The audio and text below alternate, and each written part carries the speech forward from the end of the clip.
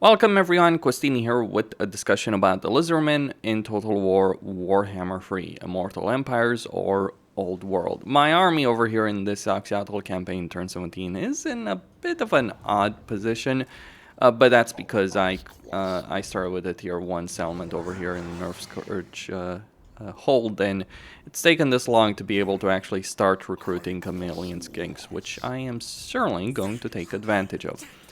The Lizardmen as a race, they're a good race in terms of their campaign potential, faction potential, legendary lords. They have gotten quite a good amount of content, be it paid content with the Prophet and the Warlock DLC or the Silence and the Fury DLC, or free stuff, things like Auroch, Tic-Tac-Toe.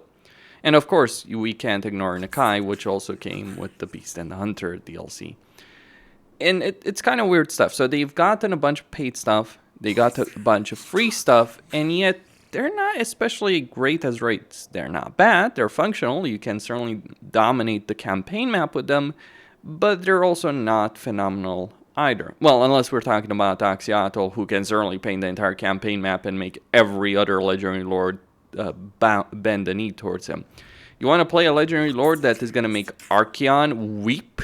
Yeah, play Occidental, because Occidental is far stronger than many other legendary lords on the campaign map. But he's a legendary lord. The race he has behind him, it's kind of in a weird spot as a race. So let's talk about the strengths, the benefits of playing the Lizardmen, and also the downsides, the many downsides.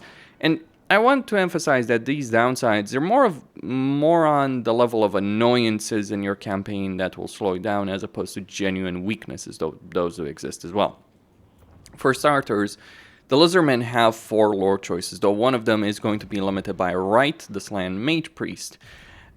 While these choices are all good, one way or another, there's never going to be a situation where going for Saurus Old Blood is not necessarily going to be the best choice in your campaign. While there's certainly benefits with something like a Red Crested Skink, a Slant Mage Priest, etc., the reality is, when you end up looking at the Saurus Old Blood and what they have to offer, specifically through the fact that they can ride a damned Carnosaur for once, and the fact that at level 10 they get the blessing, including one that reduces your Saurus infantry and temple guard upkeep, yeah, it starts becoming pretty damn powerful when you're considering the situation. And that's not the only one that the Saurus Old Blood can go for. So while they do have 4 lore choices, none of which are particularly bad, there's one that's significantly better than the others from my point of view. Like, just melee capability of the Saurus Old Blood, the lord effects that they can get through their skill line, the bloody Carnosaur that they can ride, yeah. I find it very hard to justify playing with anything other than Saurus Old Blood. Slan Mage Priest if you do want some powerful magic, but keep in mind these are going to be limited by the Rite of Awakening. And even then, it's like, I just find myself like just using the Rite of Awakening and not giving a damn about the Slan Mage Priest that I do recruit, because, yeah, they got magic. That's, from my perspective, while that can be certainly powerful, I would rather have the minus 20% upkeep. If you're wondering why I have a bunch of Red Crested Skinks, it's because, well, Azazel decided to pay a visit to me and I had to, well, recruit whatever I could in this situation. So lore choices are good, but there's just one choice better than others. Hero choices, let's talk about this for a second, shall we? Skink Chiefs, Saurus Scar Veterans, Skink Priests, Skink Oracles. They're all strong choices. Skink Chiefs in particular, with their casualty replenishment, are pretty good. More support heroes than anything else except the Saurus Scar Veterans, but certainly solid choices. The problem, and it is certainly an issue that we're talking about with the Lizardmen, is that increasing your hero capacity can either require tier 4 or tier 5. I want to emphasize that there's very, very few races that require a tier 5 settlement in order to increase your hero capacity. That is pretty rare, all things considered. Though, to be clear, it's only for one particular type of hero, and that's the Skink Oracle. And that said, the Skink Oracle is certainly a useful hero to have, so it's kind of disappointing. Also, you have to build the structure just for the sake of that, well, the benefits of that structure won't be too great. To be clear, other races have this kind of similar situation. Though when I consider the High Elves or Dark Elves, yeah, they don't need tier damn 5 to increase hero capacity. It's like engineers, Skaven engineers, Dwarf engineers might require something like that, but in particular Skaven. But yeah, suffice to say, it's not a great situation with that. Then you have the situation with Skink Chiefs, which require tier 3, though you can at least do it in a minor settlement. So hey, at least you got that going for you. And then tier 4, so you can only do it in a provincial capital for Saras Scar veterans. This is one of the issues for the Lizardmen. You just will not be running around with a lot of heroes in your campaign, especially in the early game. And as I've stressed out in many other videos on any difficulty, is the early game, the first 20, 30, 40, 60 turns if you're talking about Old World in particular, it is that early game that really matters. The races that are the best in the game are the races that can get a lot of heroes, to the point that you don't even care about it, whereas with the Lizardmen, you want to get as many heroes as possible, and you'll have very damn few. Like, consider this. Let's say I get 3 provinces, considering the situation, within 40 turns, maybe I can make like 4 Skink Chiefs, maybe 2 or 3 Saras Scar veterans, and I certainly won't get more than a Skink Oracle for more than 40 turns. And that's assuming I'm going for growth at any cost, which is not a great situation to deal with. So there's power in their Lord and Hero roster, but there's also problems with that. What about their unit roster? Well, that's where things do end up being a bit better. So with DLC, assuming DLC, you do get things like Chameleon Skinks from a tier 2 barracks. These guys are phenomenal. Like, while their range is not that great, they are skirmish infantry that's reasonably fast, certainly so at 48 speed, can fire while moving, have a good amount of missile resistance, and have Vanguard deployment. Even without playing Axiatl, who does get a significant amount of benefits for them, but even without playing Axiatl, these guys are pretty powerful. Their poison attacks make it so that anyone trying to catch up to them, even cavalry, is going to have a difficult time. And one of the things to also mention about Lizardmen units is that their leadership is actually pretty good. It's not the best leadership in the game, but having tier 1 barracks units with 62 leadership is certainly great. And yeah, Red Crested Skinks are kind of a bit of an underdog unit, but they do most of their damage with armor piercing. They don't have the best armor, though certainly better than Nasty Skulkers, and they do have phenomenal leadership. Anyone who's played with Nasty Skulkers know they do have a tendency to break and run. Also, yeah, poison attacks. So these guys can certainly hold their own. Skink Skirmishers, yeah, not necessarily the best units in the world, though. They're just a lesser version of the Chameleon Skinks. Chameleon Skinks, though, however, are the vastly superior choice. Should be pointed out that these guys do have stock, so you've got an invisible army that can run and shoot at the same time. At tier 3, you do get things like Crocsgars and Sacred Crocsgars, though annoyingly, like with a couple of other races, you do need another structure for this. But honestly, this isn't too bad, and Sacred Crocsgars and Temple Guards are certainly not as problematic as, say, Great Swords being tied to another building, just an example for the Empire.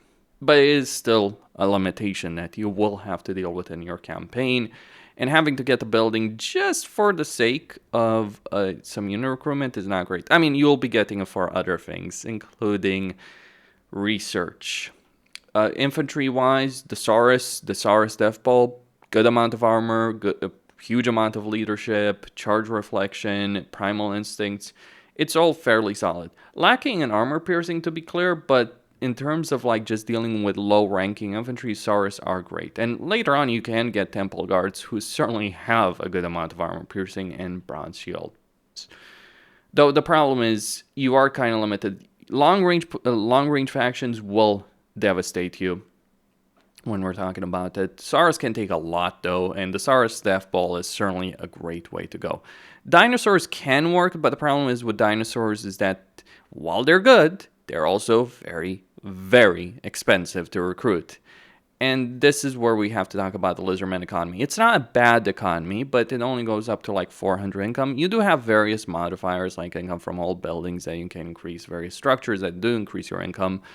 But given the cost of some of these things that you were talking about, like things like chameleon skinks, dinosaurs, etc., it is going to be pretty tricky to afford like all of the good stuff. And here's the important thing to understand about Warhammer 3.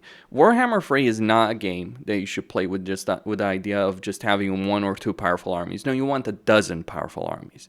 That's something Skaven can achieve, for instance, something Greenskins can achieve, something other factions can achieve. This is one of the issues of Lizardmen. You're going to have fewer heroes. You're going to have fewer armies.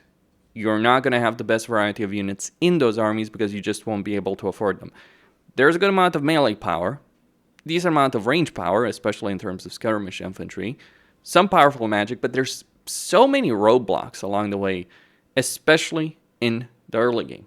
One of the really annoying things about the Lizardmen is that their structures take quite a bit of time to actually construct. 4 turns, 6 turns. It does feel longer, not necessarily by a huge amount, but it certainly does feel longer than you're dealing with in other campaigns. So that slow speed of expansion is going to be even slower. So for instance, only last turn, despite trying to get it as quickly as possible, only last turn was able to get the tier 2 capital. Other factions might have a tier 2 or even tier 3 capital within like the first 10 turns of their damn campaigns. And this is one of the issues that the Lizardmen do have. They do have a growth building. It's not a bad growth building. It's just like, well, construction time, etc. That's going to impede your early game progress in a Lizardmen campaign. The way I feel about Lizardmen is that they're more of a slow build-up of a faction. Like consider it's like 5 turns for tier 2. Yeah, it isn't a great situation, especially because your tier 1 situation, like this is the thing for Lizardmen to understand. Your tier 1 situation is fucking awful. Like skink skirmishers, red crested skink. The only unit you have that's good at tier 1 is red crested skinks. A lot of the good stuff starts coming in at tier 2, tier 3. So the problem is Warhammer 3 is about aggressive expansion. That's how you do the best. But the Lizardmen are deliberately made to be slower. The power is there. The economy even is there.